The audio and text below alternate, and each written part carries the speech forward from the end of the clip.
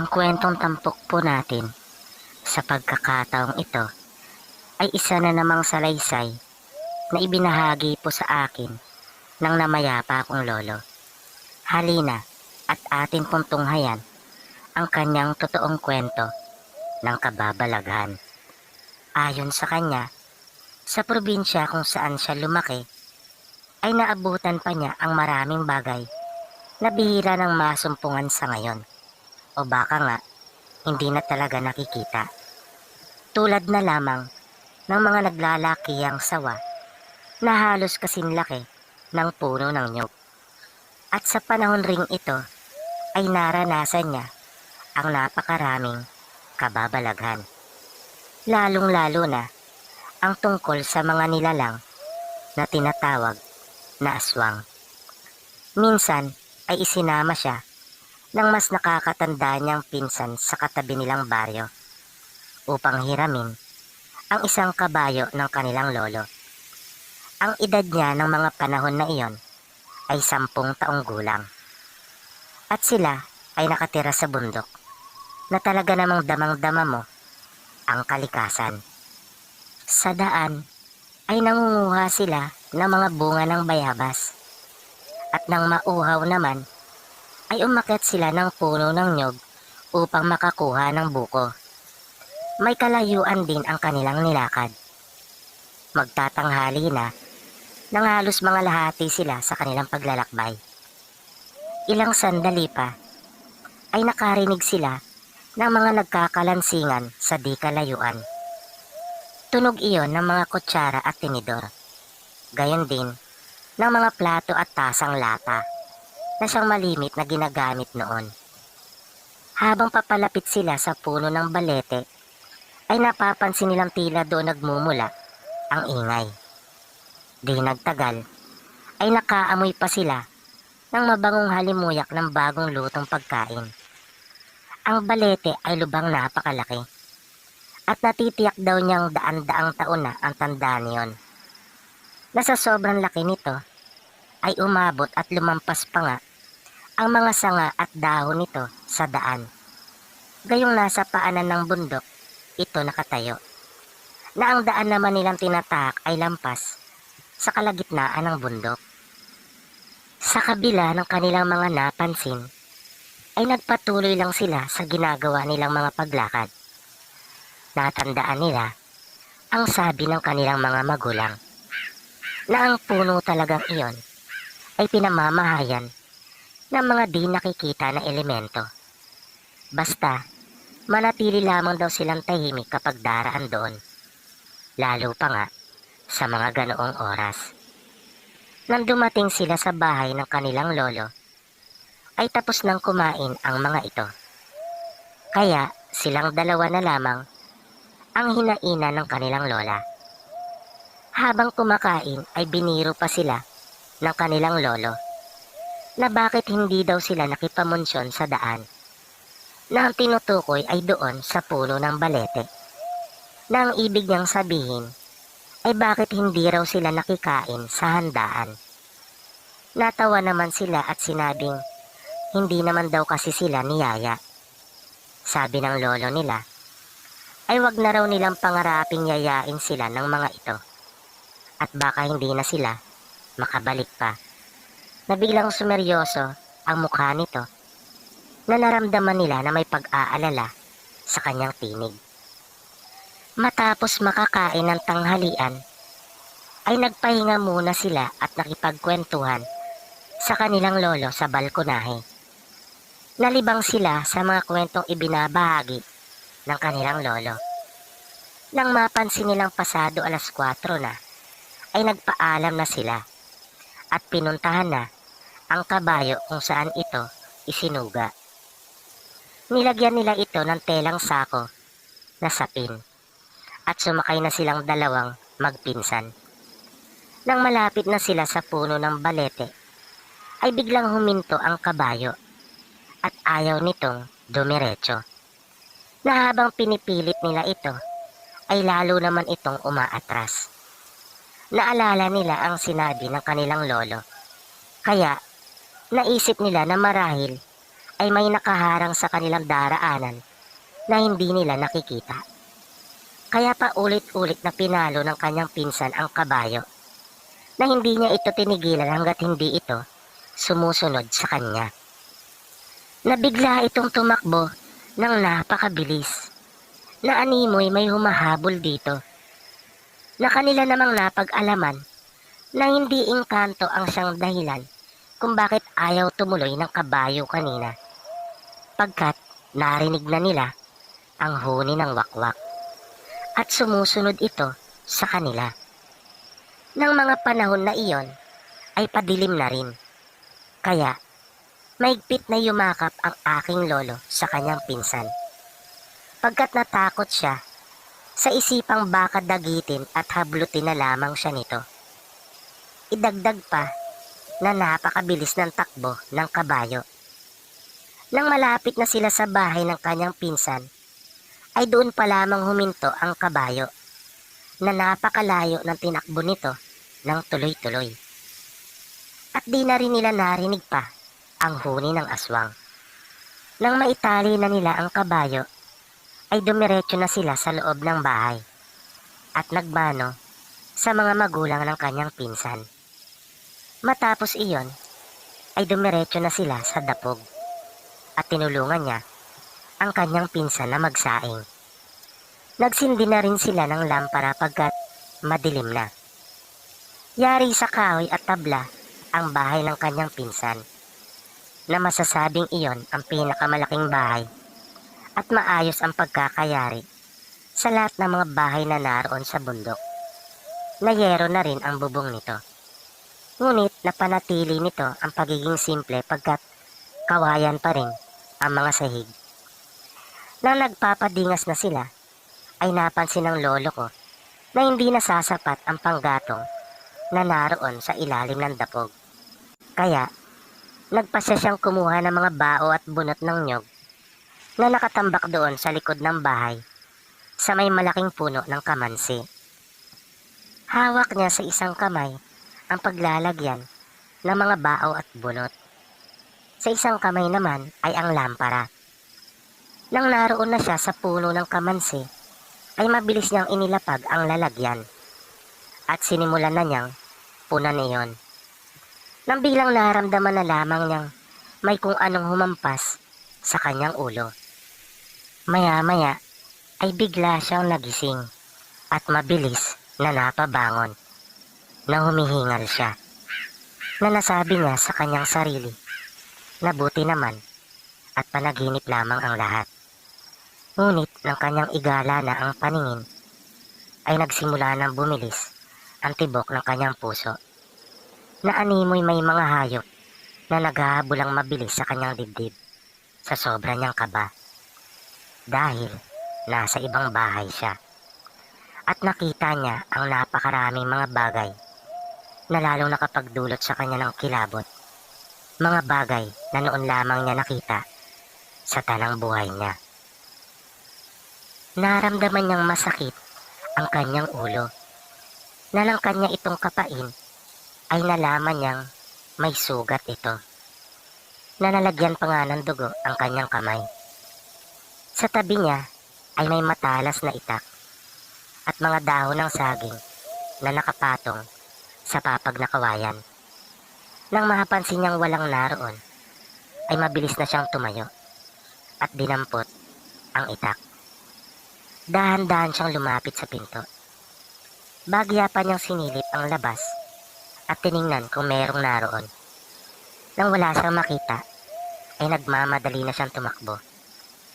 Wala siyang alam kung anong oras na mga panahon na iyon.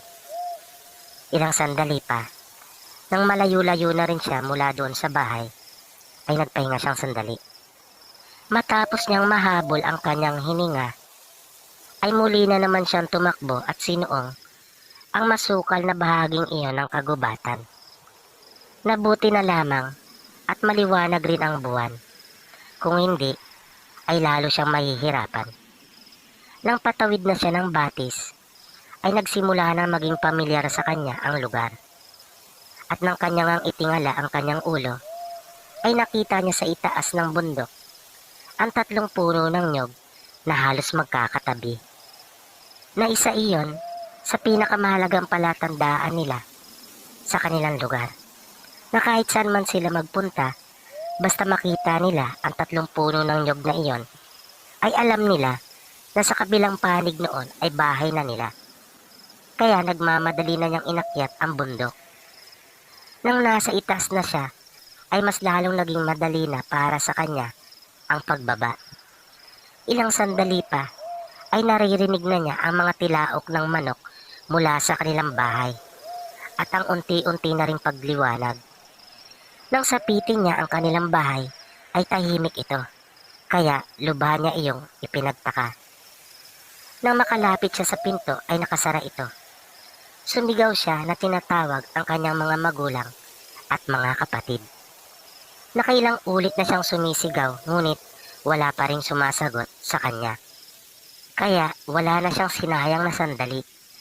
Kahit naguguluhan ay mabilis niyang inakyat ang bundok papunta sa bahay ng kanyang pinsan. Babalik siya roon pagkat naisip niya na baka naroon ang kanyang mga magulang at mga kapatid. Kapag napapagod ay nagpapahinga lamang siyang sandali at agad na magpapatuloy sa kanyang paglalakad. Na pagkaminsan ay sinasamahan na rin niya iyon ng pagtakbo. Di nagtagal, sa wakas ay natanaw na niya ang bahay ng kanyang pinsan. Nagtaka siya pagkat napakaraming tao at karamihan sa mga ito ay kanyang nakikilala. Na ang iba pa nga dito ay kanilang kamag-anak. Nang biglang nakarinig siya ng isang malakas na palahaw at nakita niya ang kanyang ina at mga kapatid na tumatakbo ring papalapit sa kanya na mga umiiyak. Na ang mga tao ay biglang napalingon at iba't iba ang naging reaksyon, na ang karamihan ay namangha at halos hindi makapaniwala. Maging ang mga taong nasa loob ng bahay ay naglabasan na rin at sinalubong siya. Nang ilan pa ngang naiwan sa loob ng bahay ay narinig niya nagkakaingay at paulit-ulit na sinasabi ang mga salitang aswang at inaswang. Nagalit na galit ang mga kalalakihang naroon. Nalaman ng lolo ko ng huli na natagpuan pala siya ng kanyang pinsan at tiyuhin sa paanan ng puno ng kamansi na walang malay. Nang sundan siya ng mga ito doon pagkat hindi siya nakabalik kaagad. Na nag-alala sila na baka natukob na daw ito ng sawa. Na ang alam nga nila ay kukuha lamang ito ng bao at bunot na ipanggagatong. Ngayon, ang kanilang iniiyakan na inakala nilang si Lolo ay isa na lamang ngayong saha ng saging. Kaya ikinuwento niya sa mga taong naroon ang mga nangyari. Masayang masaya naman ang kanyang mga magulang at kapatid na makita siyang muli.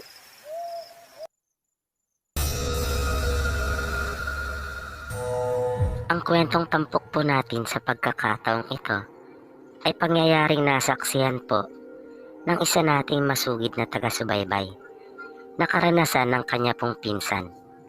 Halina at atin pong tunghayan ang kanilang totoong kwento ng kababalaghan. Ito po ay nangyari noong 1984. Tawagin niyo na lamang po ako sa pangalang Angie at ibabahagi ko po ang karanasan ng aking pinsan na si Oli. Mabait po ang pinsan kong si Oli at malapit po kami sa isa't isa. Madalas po siyang nasa bahay namin noon. Mga 19 na taong gulang si Oli noon, samantalang ako naman ay mga 17 taong gulang. Hanggang sa kanyang nakilala si Abby na nag-iisang anak ni Aling Ella. Simula nang makilala ng pinsan ko si Abby, madalas ay magkakasama na kaming tatlo at lagi ay magkakasabay na kumakain. Na ang paborito pa nga namin noon ay sinigang na siya po naming malimit na inuulam. Masaya po ang aming naging samahan. Walang araw na hindi kami magkakasamang tatlo na laging nagkukulitan, kwentuhan at tawanan na parang wala po talaga kaming kasawaan sa isa't isa. Hanggang sa niligawan na nga ng pinsan ko si Abby. Lingid sa aming kaalaman ay may isa pa palang manliligaw si Abby. Noong huli ay nalaman din namin ang tungkol sa karibal ni Ollie kay Abby. Minsan ay nagkataon na nagkasabay ng pagpunta si Ollie at ang karibal nito. Natawagin na lamang po natin sa pangalang Red. Na mangyari iyon ay nagkailangan talaga sila. At hindi matanggap ni Red iyon. Kaya sinabi nito kay Abby na iyon na ang tamang panahon para siya ay mamili sa kanilang dalawa ni Ollie. Wala namang nagawa pa si Abby ng mga pagkakataon na yon, kundi ang mamili nga sa kanilang dalawa. Kaya ipinagtapat na niya sa dalawa ang tunay niyang nararamdaman. Sinabi niya kay Red na mabait naman daw ito, ngunit mas matimbang talaga sa kanya si Ollie at mahal niya ito. Dahil sa narinig na iyon ni Red ay nagalit ito at sinabing hindi niya matatanggap ang desisyon na iyon ni Abby, pagkat mahal na mahal niya ito, na may tono na ng pamimilit. Kaya nagsalita na rin ang pinsan ko at sinabing dapat na igalang ang desisyon ni Abby. Total naman ay siya rin mismo ang nagsabing mamili sa kanilang dalawa. Akala po namin ay maayos na ang lahat matapos ang pag-uusap na iyon. Ngunit makaraan lamang ang halos 1 linggo ay naramdaman ni Ollie na unti-unting lumalaki ang maselang parte nito sa katawan. Nakalaunan ay lumaki pa nga ito nang halos kasing laki ng bunga ng nyog. Kaya napilitan ng magsuot ng palda noon ang aking pinsan, na nabawasan ang kumpiyansa nito sa kanyang sarili dahil sa dinaranas. Kaya dinala na namin siya sa manggagamot. Nakatatlong manggagamot kami na pinuntahan dahil may mga pagkakataon na kapag naroon na kami upang gamutin siya ay lumiliit ito at bumabalik sa normal. Halos 1 buwan ang inabot ng gamutan kay Ollie. Nakakaawa na ang sitwasyon niya nung mga pagkakataon na iyon, dahil talaga napapaiyak ito sa tuwing inaatake ng kulam. At grabe ang paglaki minsan ng maselang parte ng katawan niyang iyon, na minsan may isip mong parang sasabog na ito sa sobrang laki.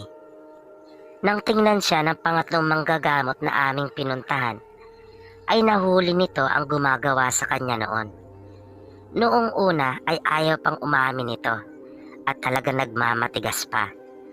At balak na pala talaga nitong patayin ang akin pong pinsan upang masolo niya si Abby. Dahil doon ay pinahirapan ito ng manggagamot, na nung huli ay umamin na rin ito at si Red pala mismo ang kumulam sa kanya, pagkat lahi pala sila na mangkukulam. Na kanya palang pinasukan ng lobo ang manikang ginamit at kanya iyong hinihipan sa mga oras na kinukulam niya ito.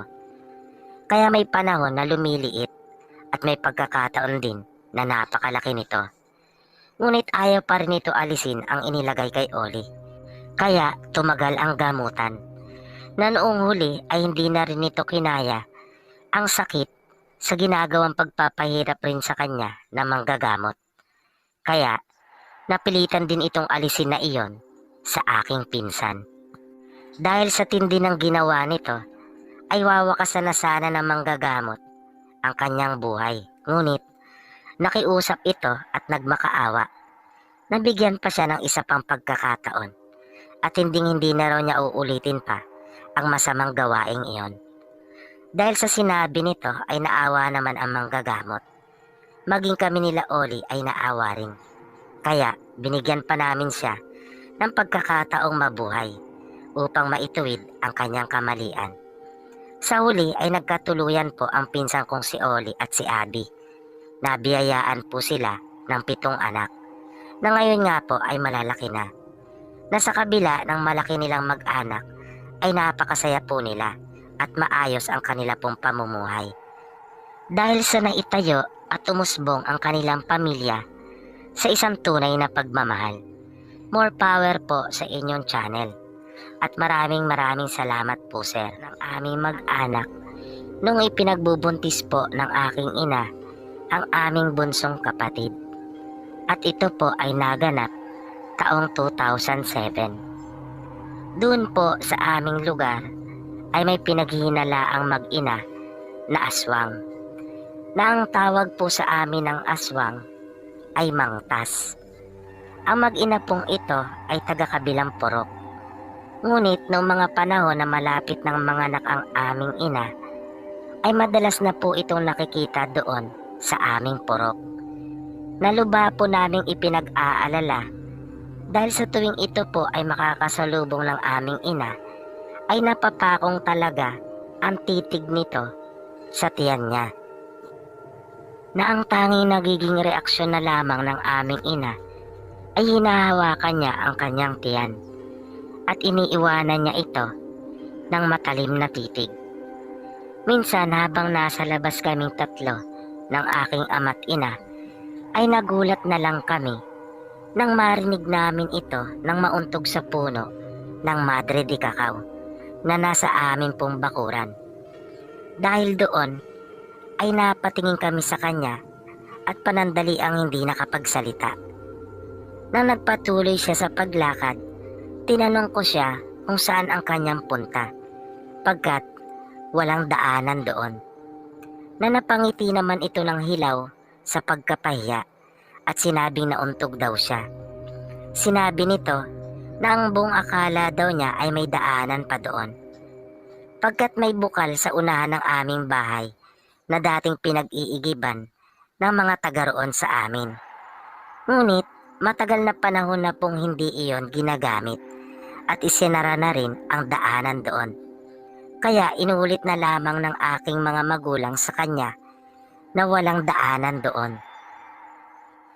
Kinabukasan, isang kapitbahay namin ang nagsabi na ilang beses na niyang nakikita na umaali-aligid daw ito sa aming bahay.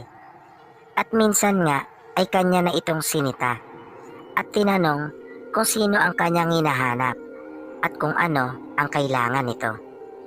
Sinabi naman daw nito na makikiraan lamang. Kaya sinabihan niya ito na matagal nang walang daanan doon. Dahil sa sinabi ng aming kapitbahay ay lalong tumibay ang aming hinala na may masama talaga itong binabalak sa bunso naming kapatid na kasalukuyang ipinagbubuntis ng aming ina noon. Na nagsinungaling ito ng aming masita na alam na pala talaga nitong wala ng daanan doon dahil sa nauna nang sinabi sa kanya ng aming kapitbahay. Nang mga sumunod na gabi ay lagi na kami nakakaramdam ng tila mayroong laging nasa labas ng aming bahay, na pagkaminsan ay nararamdaman pa namin ito sa mga punong malapit sa aming bahay at maging sa aming bubungan. Maging ang ibang mga nagdadalang tao na taga roon sa aming lugar ay ganun rin ang kanilang nararamdaman. At napapansin rin nilang nagiging madalas ang paggala doon noong pinaghinala ang aswang na babaeng iyon na taga-kabilang purok, na kapag nakikita sila nito ay talagang humihinto at tinititigan ang kanilang tiyan, na kung di sila ay iwas ay halos hindi rin ito aalisin ang pagkakatitig doon. Nagpatuloy po ang mga pagpaparamdam na halos ginagabi-gabi ang pagbisita sa aming ina. Ngunit dahil sa may nalalaman ding orasyon ng aming ina na pangontra sa mga aswang, ay hindi nito naisakatuparan ang masama niyang balak hanggang sa makapanganak ang aming ina. Isang gabi, natao na wala po ang aming ama sapagkat may trabaho po ito at nagpunta sa Zamboanga. Kaya kami lamang ng aming ina at mga kapatid ang nasa bahay. Na mga bandang 8:00 ng gabi ay naisipan kong pumunta sa kwarto ng aming ina, kung saan naroon din ang aming bunsong kapatid. Nakahiwalay po kasi ang kwarto, na kailangan mo pa pong lumabas ng bahay para marating iyon. Bigla po akong nagulat dahil may naaninagan akong dumaan na ilang hakbang lamang ang layo nito mula sa akin, na may kataasan ito. Kaya ang babaeng iyon agad ang pumasok sa aking isipan.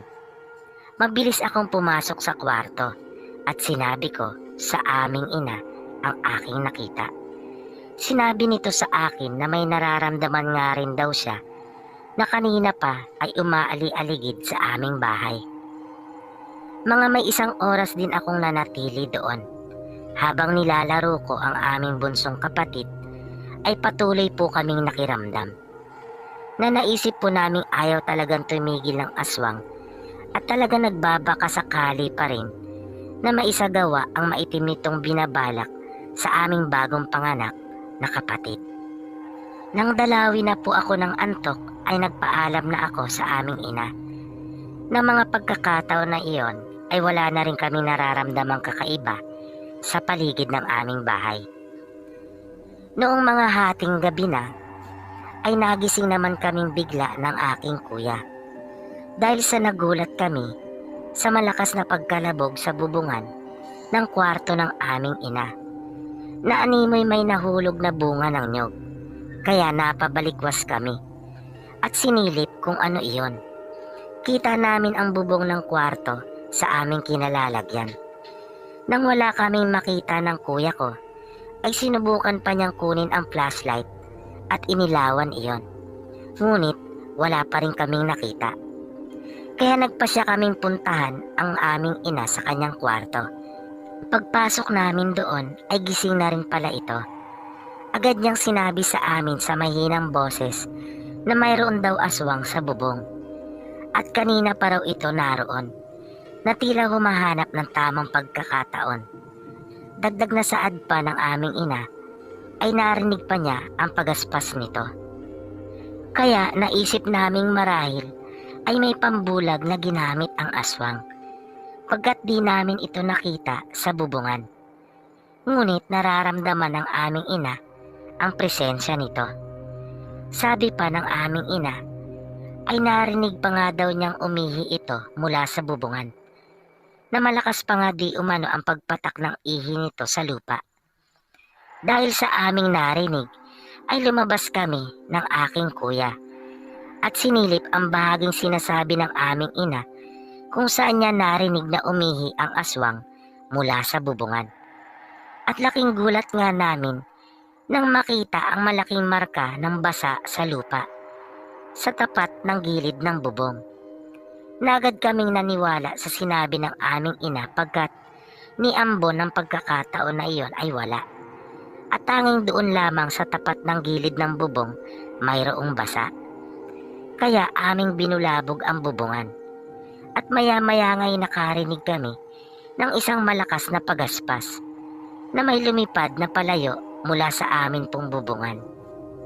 Matapos po iyon ay doon na po kami natulog ng kuya ko upang samahan ang aming ina at bunsong kapatid. At sana po ay magustuhan nyo ang karanasan po namin ito. Pag may pagkakataon po ay magpapadala muli ako ng kwentong karanasan po namin. Maraming salamat po at more power pa sa inyong channel.